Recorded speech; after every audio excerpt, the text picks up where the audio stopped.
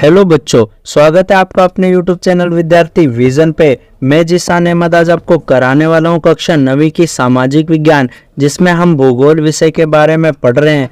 और ये हमारा चैप्टर 6 है, जो कि क्या है बच्चों, जनसंख्या के बारे में, जिसका आज हम करने वाले हैं पार्ट 2। उम्मीद करता हूँ इसका पार्ट 1 आपने कर लिया होगा। पार्ट 1 में बच्चों मैंने जनगणना के बारे में, जनसंख्या घनत्व के बारे में, साथ ही साथ 5 अधिक जनसंख्या वाले राज्यों के बारे में पढ़ाया था।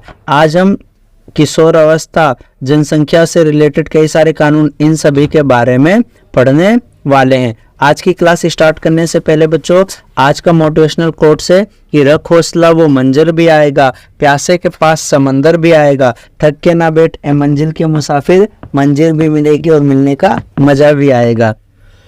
तो उम्मीद करता हूँ बच्चों हमारा मोटिवेशन कोर्स आपको पसंद आया होगा। अब हम करेंगे बच्चों अपने चैप्टर के बारे में।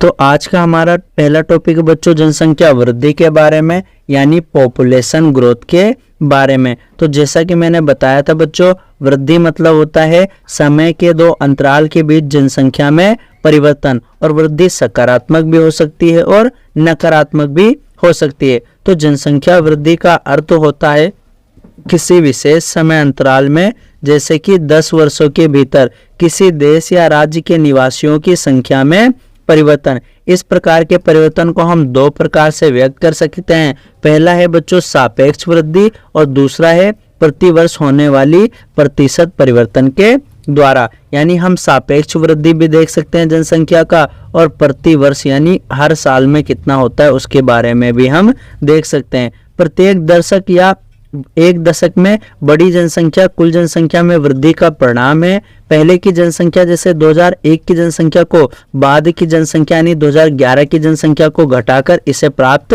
किया जा सकता है। इसी को हम निरपेक्ष वृद्धि भी कहते हैं। और जनसंख्या को वृद्धि का दूसरा महत्वपूर्ण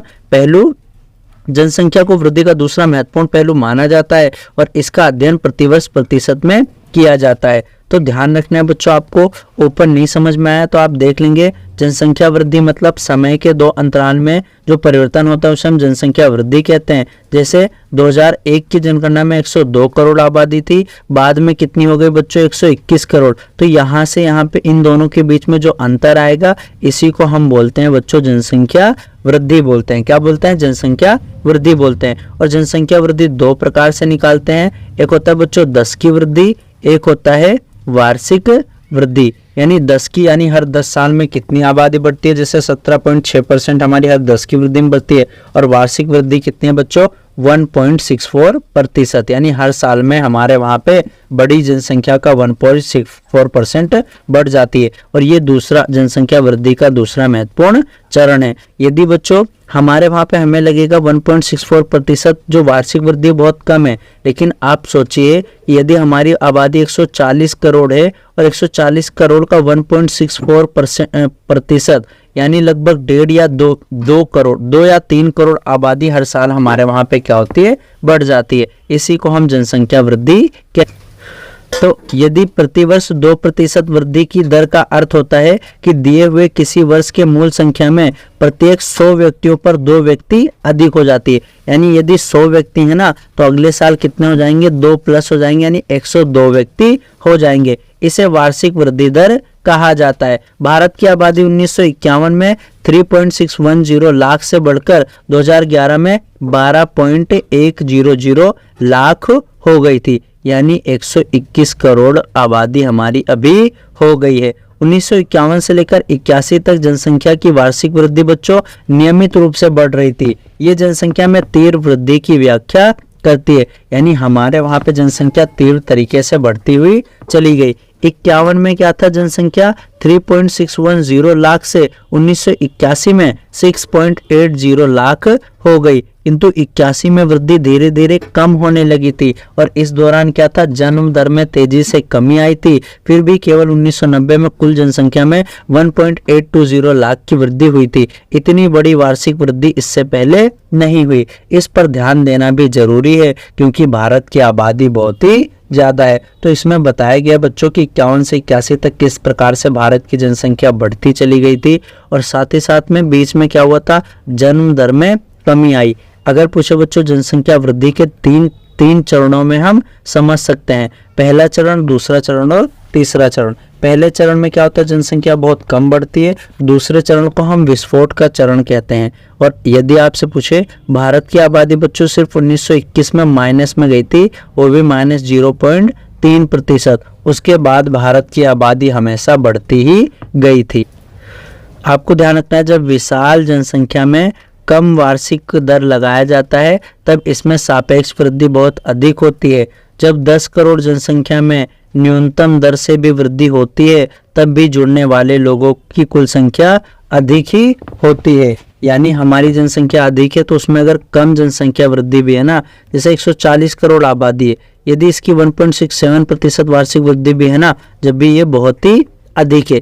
वृद्धि दर में कमी जन्म दर नियंत्रण के लिए किए जा रहे प्रयासों की सफलता को प्रदर्शित करता है, क्योंकि जन्म दर कम है बच्चों, इसके बावजूद जनसंख्या की वृद्धि जारी है और 2045 तक भारत चीन को पीछे छोड़ते हुए विश्व की सबसे बड़ी आबादी वाला देश बन सकता है। तो आंकड़े बच्चों आपके 2045 है, परंतु 2024 में ही भारत जो है चीन से आगे चला जाएगा। और आबादी के हिसाब से बच्चों भारत फर्स्ट नंबर पे आ जाएगा। कितनी आबादी है, 17.5%। जनसंख्या वृद्धि या परिवर्तन की प्रक्रिया में, तो जनसंख्या में होने वाले परिवर्तन 3 प्रमुख प्रक्रियाएं हैं, जन्म दर, मृत्यु दर और प्रवास। यानी जन्म दर मतलब प्रति 1000 लोगों पे जो जन्म लेते हैं, मृत्यु दर प्रति 1000 पे जो मृत्यु करते हैं, और प्रवास का मतलब एक स्थान से दूसरे स्थान पे जाना प्रवास कहलाता है। जन्म दर और मृत्यु दर के बीच के अंतर को हम प्राकृतिक वृद्धि कहते हैं। यानी जो जन्म दर जितने लोग पैदा हुए और मृत्यु दर जितने लोग मरे, उनके आंकड़े का जो आता है ना, उसे हम क्या कहते हैं, प्राकृतिक वृद्धि कहते हैं। एक वर्ष में प्रति 1000 व्यक्तियों में जितने जीवित बच्चे जन्म लेते हैं उसे हम जन्म दर कहते हैं। यह वृद्धि का एक प्रमुख घटक है, क्योंकि भारत में हमेशा जन्म दर मृत्यु दर से अधिक रहा है। यानी हमारे वहाँ बच्चे ज्यादा होते हैं और लोग मरते हैं कम है, इसलिए जन्म दर के कारण भारत में हमेशा जनसंख्या बढ़ी है। एक वर्ष में प्रति 1000 व्यक्तियों पे जो मरने वालों की संख्या होती है उसे हम मृत्यु दर कहते हैं। और मृत्यु दर में भारत में तेजी से गिरावट आई है, और इसका प्रमुख कारण क्या है, स्वास्थ्य स्थिति में सुधार हुआ है। साथ ही साथ में टीकाकरण को बढ़ावा दिया गया है, स्वच्छता को भी बढ़ावा दिया गया है, जिसके कारण जो मृत्यु दर में गिरावट आई है। 1980 के दशक तक उच्च जन्म दर था और मृत्यु दर था। इसके लगातार गिरावट के कारण जन्म दर और मृत्यु दर में काफी बड़ा अंतर आ गया था। इसके कारण जनसंख्या वृद्धि क्या हो गई थी, अधिक हो गई थी। 81 से धीरे धीरे जन्म दर में भी गिरावट आनी शुरू हो गई, जिसके परिणाम स्वरूप जनसंख्या वृद्धि दर में भी गिरावट आने लगी है। जनसंख्या वृद्धि का तीसरा घटक क्या है, प्रवास। और प्रवास का अर्थ होता है माइग्रेशन, एक स्थान से दूसरे स्थान तक जाना, उसे हम प्रवास कहते हैं। एक होता है बच्चों उद्गम स्थान, यानी जहां से हम प्रवास करते हैं। एक होता है बच्चों गंतव्य स्थान, इसका मतलब हम जहां पे जाते हैं। उद्गम स्थान पे हम क्या कहलाते हैं बच्चों, उत्प्रवासी, यानी वहां से जाएंगे तो क्या कहलाएंगे, उत्प्रवासी। और जहां पे हम जाते हैं बच्चों वहां कहलाते हैं अप्रवासी।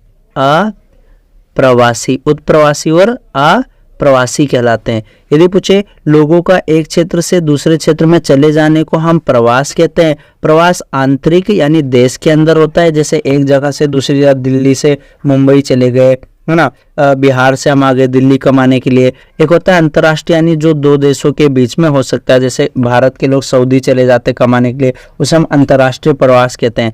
आंतरिक प्रवास जनसंख्या के आकार में कोई परिवर्तन नहीं करता, क्योंकि बस जगह बदलती, रहते तो भारत में ही है, लेकिन यह एक देश के भीतर जनसंख्या के वितरण को प्रभावित करता है। यानी जहां से जाएंगे वहां जनसंख्या कम हो जाएगी और जहां पे जाएंगे वहां जनसंख्या अधिक हो जाएगी। जनसंख्या वितरण और उसके घटकों को परिवर्तित करने में प्रवास की महत्वपूर्ण भूमिका होती है।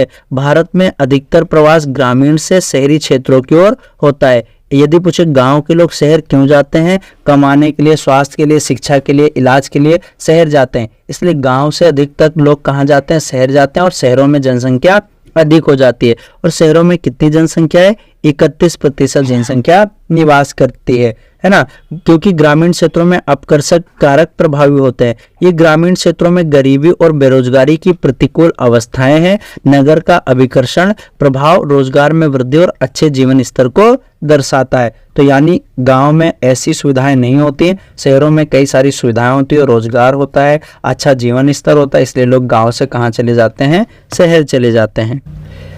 प्रवास जनसंख्या परिवर्तन का एक प्रमुख घटक है। ये केवल जनसंख्या के आकार को ही प्रभावित नहीं करता, बल्कि उम्र, लिंग और दृष्टिकोण से नगरीय और ग्रामीण जनसंख्या की संरचना को भी परिवर्तित कर देता है। भारत में ग्रामीण नगरीय प्रवास के कारण शहरों और नगरों की जनसंख्या में नियमित वृद्धि हुई है। 1951 में कुल जनसंख्या की 17.2% नगरीय क्षेत्र में रहती थी, लेकिन 2011 में कितनी है, 31%। यानी पहले 1951 में कितनी थी, मात्र 17% लोग गाँव शहरों में रहते थे। आज कितने, 31% लोग रहने लगे हैं। लेकिन आज भी भारत को ग्रामीण गांवों का देश कहा जाता है। हमारे वहाँ 6,40,000 से भी ज़्यादा गांव हैं भारत में, और इन गांवों में जनसंख्या 68% निवास करती है, और जिनका मुख्य व्यवसाय क्या है, कृषि है। एक दशक यानी 2001 से 11 के भीतर 10 लाख से अधिक जनसंख्या वाले नगरों की संख्या 35 से बढ़कर 53 हो गई है। यानी 10 लाख से ज्यादा जनसंख्या, पहले 35 थे, अब कितनी हो गई, 53 हो गई। तो प्रवास भी जनसंख्या परिवर्तन का एक महत्वपूर्ण कारक है। पहला, जन्म दर बढ़ेगी तो जनसंख्या बढ़ेगा, मृत्यु दर घटेगी तो जनसंख्या कम होगा। प्रवास में जनसंख्या का परिवर्तन हो जाता है। अब हम पढ़ेंगे बच्चों किशोर जनसंख्या के बारे में। तो जैसा कि आप जानते हैं, किशोर अवस्था मतलब एडोलसेंस एज के बारे में जानेंगे। तो भारत की जनसंख्या का सबसे महत्वपूर्ण लक्षण इसकी किशोर जनसंख्या का आकार है। जैसा कि आप जानते हैं, यदि किशोर जनसंख्या होगा हमारे पास, इसका मतलब होता है कि 10 से 19 वर्ष की आयु के बीच में कितने लोग हमारे वहाँ पे रहते हैं, और ये भारत की कुल जनसंख्या का 5वां हिस्सा है। तो किशोर, अगर पूछो किशोर जनसंख्या कितना है, 5वां हिस्सा है कुल जनसंख्या का। और कुल जनसंख्या कितना है लगभग बच्चों, 140 करोड़, और वर्ल्ड में 17.5%। किशोर प्राय 10 से 19 वर्ष की आयु वर्ग के लोगों को कहा जाता है, और ये भविष्य में सबसे महत्वपूर्ण मानव संसाधन है। यानी मानव संसाधन होते हैं ये मानव संसाधन, और इनके ऊपर सरकार क्या करती है, शिक्षा में, स्वास्थ्य में, है ना, और स्किल में इन्वेस्ट कर और इनको आने वाले समय में ह्यूमन रिसोर्स बनाती है। किशोरों के लिए पोषक तत्वों की आवश्यकताएं बच्चों तथा वयस्कों से अधिक होती है, और कुपोषण से इनका स्वास्थ्य खराब तथा विकास अवरोधित भी हो सकता है। परंतु भारत में किशोरों को प्राप्त भोजन में पोषक अपर्याप्त होता है। बहुत सी किशोर और बालिकाएं रक्तहीनता से पीड़ित रहती हैं। विकास की प्रक्रिया में उनकी समस्याओं पर पर्याप्त ध्यान भी नहीं दिया जाता है। तो ये हमारे वहाँ किशोरों से लेकर कुछ परेशानियां हैं कि उनको पर्याप्त पोषण नहीं मिलता है, वो कुपोषित रह जाते हैं। विकास प्रक्रिया में उनके पास कई सारी समस्याएं आती हैं। किशोर बालिकाओं को अपनी समस्याओं के प्रति संवेदनशील बनाना चाहिए, और शिक्षा के प्रसार के द्वारा, इसमें सुधार के द्वारा और उनकी समस्याओं के प्रति जागरूकता को बढ़ाया जाना चाहिए। तो किशोर जनसंख्या होती है वो 10 से लेकर 19 वर्ष की आयु वर्ग को हम किशोर जनसंख्या कहते हैं। यही बहुत क्रिटिकल एज होता है। इसी वर्ग में क्या होता है, युवा जो है शिक्षा प्राप्त करते हैं। यदि युवा गलत संगत में पड़ जाते हैं तो इससे देश का जो विकास है वो बाधित हो जाता है। इसी के लिए बच्चों हमारे वहाँ पे आई थी राष्ट्रीय जनसंख्या नीति, यानी NPP, नेशनल पॉपुलेशन पॉलिसी। तो परिवार के आकार को सीमित रखकर एक व्यक्ति के स्वास्थ्य एवं कल्याण को सुधारा जा सकता है। यानी अगर परिवार का हमारा आकार सीमित रहेगा तो हम उसकी क्या कर सकते हैं, सारी जरूरतों को पूरा कर सकते हैं। इस तथ्य को ध्यान में रखते हुए भारत सरकार ने 1952 में यानी 1952 में एक परिवार नियोजन कार्यक्रम लेकर आई थी। परिवार नियोजन कार्यक्रम कब आया था, 1952 में, और ये राष्ट्रीय जनसंख्या नीति के तहत ही आया था, प्रारंभ किया गया। परिवार कल्याण कार्यक्रम है ना, जिम्मेदार तथा सुनियोजित पितृत्व को बढ़ावा देने के लिए कार्यरत था, और राष्ट्रीय जनसंख्या नीति सन 2000 भी कई वर्षों के नियोजित प्रयासों का परिणाम ही है। यानी सबसे पहले परिवार नियोजन कार्यक्रम 1952 में आया था, फिर इसका नाम बदल गया परिवार कल्याण कार्यक्रम। बाद में क्या हुआ, राष्ट्रीय जनसंख्या नीति सन 2000 में आई और इन सब का नियोजित प्रयास था। राष्ट्रीय जनसंख्या नीति 2000 के कई सारे उद्देश्य थे या लक्ष्य थे बच्चों। पहला क्या था कि 14 वर्ष से कम आयु के बच्चों को निःशुल्क शिक्षा दिया जाएगा, है ना, और शिशु मृत्यु दर को प्रति हजार में 30 से कम करना, मतलब शिशु मृत्यु दर को कम करना था। 14 वर्ष से छोटे बच्चों को निःशुल्क शिक्षा प्रदान करना था और व्यापक स्तर पर टीका रोधी बीमारियों से बच्चों को छुटकारा दिलाना था। साथ ही साथ में लड़कियों की शादी की उम्र को बढ़ाने के लिए प्रोत्साहित करने तथा परिवार नियोजन को जन केंद्रित कार्यक्रम बनाने के लिए नीतिगत ढांचा प्रदान करती है। उसके बाद अगला टॉपिक है बच्चों आपका आयु संरचना के बारे में। जैसे कि आप जानते हैं हमारे वहाँ पे जो व्यक्ति हैं उसको 3 आयु संरचना में बांटते हैं। एक 15 वर्ष से कम होते हैं, एक होते हैं बच्चों 15 से 59 साल के बीच, और एक होते हैं 60 प्लस के लोग। जो 15 वर्ष के लोग हैं, 15 वर्ष तक के लोग हैं, ये पूर्णतः अपने माता पिता पे निर्भर होते हैं, इसलिए उनको पराश्रित जनसंख्या कहते हैं, यानी जो दूसरों पे आश्रित होते हैं। 15 से 59 साल के लोग बच्चों इनको कार्यशील जनसंख्या कहते हैं और यही किसी देश की विकास में महत्वपूर्ण भूमिका निभाते हैं। 60 साल से ऊपर के जो लोग हैं ये सेवानिवृत्त होते हैं बच्चों, और ये भी जो कार्यशील जनसंख्या उस पर निर्भर होते हैं। तो किसी भी देश में जनसंख्या की आयु संरचना वहाँ के विभिन्न आयु समूहों के लोगों की संख्या को दर्शाता है। बच्चे 15 वर्ष से कम होते हैं, ये आर्थिक रूप से उत्पादनशील नहीं होते हैं, उन्हें केवल भोजन, वस्त्र तथा स्वास्थ्य सेवा उपलब्ध कराने की जरूरत होती है जो कि उनके माता पिता उनको देते हैं। वयस्क 15 से 59 वर्ष के होते हैं, ये देश की अर्थव्यवस्था की रीढ़ होते हैं। तो रीढ़ कौन होता है, ये वयस्क होते हैं, यही देश के संसाधनों का अत्यधिक दोहन करते हैं और ये जनसंख्या का कार्यशील वर्ग होता है। वृद्ध होते हैं जो 59 वर्ष से अधिक होते हैं, ये अधिकतर समूह उत्पादक नहीं होते हैं तथा ये कार्यशील तथा अवकाश प्राप्त दोनों हो सकते हैं, ये अपनी इच्छा से कार्य कर सकते हैं। तो ये था बच्चों हमारी आयु संरचना के बारे में। उसके बाद है बच्चों हमारा लिंगानुपात। प्रति 1000 पुरुषों पे महिलाओं की संख्या को हम लिंगानुपात कहते हैं और भारत का लिंगानुपात कितना बच्चों 943 है, 943 है। और अगर पूछो सबसे ज्यादा कहाँ का है, केरल का 1084। तो प्रति 1000 पुरुषों पर महिलाओं की संख्या को हम लिंगानुपात कहते हैं। भारत में लिंगानुपात 2011 की जनगणना के अनुसार 943 है। लिंगानुपात कितना है 943 है। यदि आपसे जनसंख्या घनत्व पूछे 382 है और ज्यादा कहाँ का, बिहार का 1102 है, कम कहाँ का है, अरुणाचल प्रदेश का 17 है। और 2011 की जनगणना के अनुसार केरल का लिंगानुपात 1084 है जबकि दिल्ली का मात्र 866 है। उसके बाद आता है बच्चों साक्षर किसे कहते हैं, यानी पढ़ा लिखा किसे कहते हैं। तो एक व्यक्ति जिसकी आयु 7 वर्ष या उससे अधिक हो तथा किसी भाषा को समझकर लिख और पढ़ सकता है उसे को हम साक्षर कहते हैं।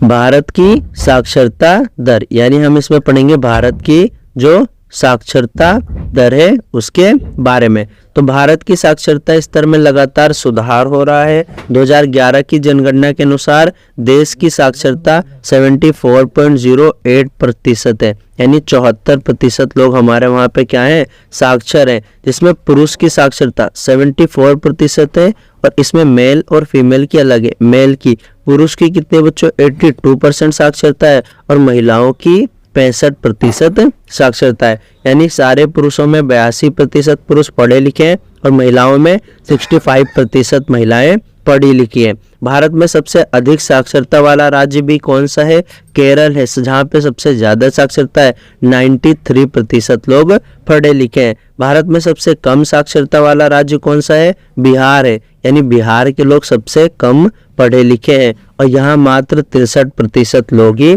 पढ़े लिखे हैं। तो साक्षर किसे कहते हैं, 7 वर्ष या उससे अधिक आयु के वर्ग के लोग जो किसी एक भाषा को लिखना पढ़ना जानते हैं उसे हम साक्षर कहते हैं। भारत की कितनी साक्षरता है, 74%, जिसमें से पुरुष कितने प्रतिशत पढ़े लिखे हैं, 82%, महिलाएं कितनी है, 65% है। केरल में सबसे ज्यादा साक्षरता है 93%, बिहार में कितना है, 63% है। उसके बाद आएगा बच्चों हमारे वहाँ व्यवसायिक संरचना, यानी व्यवसायिक संरचना का अर्थ होता है कि किस क्षेत्र में कितने लोग काम करते हैं। तो विभिन्न व्यवसायों को करने वाले देश में भिन्न भिन्न लोग होते हैं और इन व्यवसायों को बांटा गया है। किसमें बांटा है? प्राथमिक क्षेत्र, द्वितीय क्षेत्र और तृतीय क्षेत्र में। अर्थव्यवस्था के क्षेत्र कितने होते हैं? 3, और इन तीनों क्षेत्रों में बांटा गया है। प्राथमिक क्षेत्र में खेती, पशुपालन और खनन आता है और ये सीधे भूमि से जुड़े होते हैं। यदि किसी देश में ज़्यादा लोग प्राथमिक क्षेत्र में काम करते हैं, ये दिखाता है कि वो देश कैसे पिछड़ा हुआ है। द्वितीय क्षेत्र में उद्योग धंधे आते हैं, इसको हम विनिर्माण क्षेत्र भी कहते हैं। तृतीय क्षेत्र मतलब परिवहन और संचार के बारे में। वर्तमान समय में द्वितीयक और तृतीयक व्यवसाय बढ़ने लगा है। अधिकांश विकसित देशों में यही व्यवसाय सर्वाधिक लोगों के द्वारा किए जाते हैं, जबकि भारत जैसे विकासशील देश में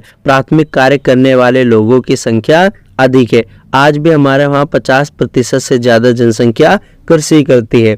उसके बाद आता है बच्चों स्वास्थ्य। तो स्वास्थ्य जनसंख्या की संरचना का एक महत्वपूर्ण घटक है और ये विकास की प्रक्रिया को भी प्रभावित करता है। सरकारी कार्यक्रमों के निरंतर प्रयासों के द्वारा भारत की जनसंख्या के स्वास्थ्य स्तर में सुधार हुआ है तथा मृत्यु दर में भी कमी आई है। यानी स्वास्थ्य क्या है? एक महत्वपूर्ण सूचक है विकास का। और स्वास्थ्य के कारण भी किसी देश का विकास अवरोधित हो जाता है। जैसा कि आप जानते हैं, एक स्वास्थ्य जनसंख्या अच्छे से काम कर सकती है, अच्छे दिनों तक काम कर सकती है, लेकिन अस्वस्थ इंसान क्या करता है? वो काम नहीं कर पाता है। तो कई सारी सरकारी कार्यक्रमों के द्वारा भारत की जनसंख्या के स्वास्थ्य स्तर में भी सुधार हुआ है। तो ये था बच्चों आपका चैप्टर जनसंख्या। मिलेंगे जल्दी अगले चैप्टर में, तब तक के लिए जय हिंद बच्चों।